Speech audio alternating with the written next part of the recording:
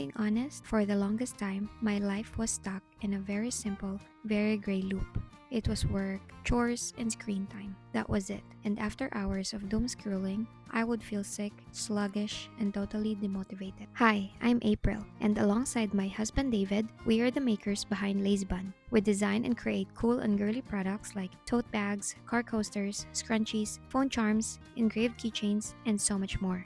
We are based in Canada, and we had an Etsy shop, but we've paused shipping for now due to the Canada Post situation and US tariffs. We plan to get back to that soon though.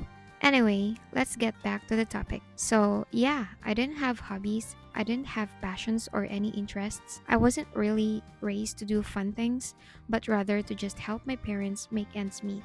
When I wasn't at work or folding laundry, I was defaulting to the screen, endless, mindless scrolling. I was doom scrolling through other people's perfect lives, absorbing the news until I felt anxious and drained.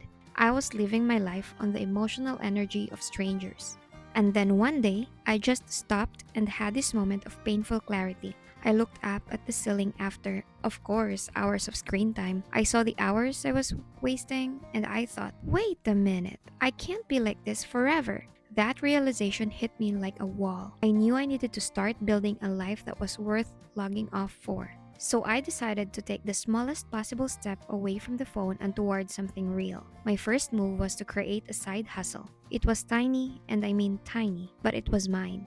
I took the desire to make and do something productive and poured it into a very small handmade business. This wasn't about making a lot of money. It was about making something exist. It was about replacing the passive consumption of content with the active creation of a product. Every time I cut a piece of fabric, every time I got a sale from a market, I felt a shift. I wasn't just scrolling through someone else's highlight reel. I was writing my own script. It gave my evenings a purpose, a destination other than the couch. It was the first time in years I felt like I was creating true, tangible value.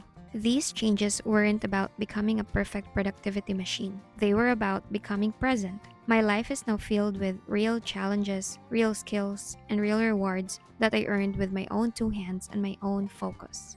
The result is that my life is now more productive and more fulfilling than it has ever been. I've traded scrolling for doing and anxiety for anticipation. And honestly, this is by far my favorite season of my life. It's messy, it's busy, and yes, starting a business is really hard, but I'm still figuring things out. Every single day is a commitment to building a life I actually want to live.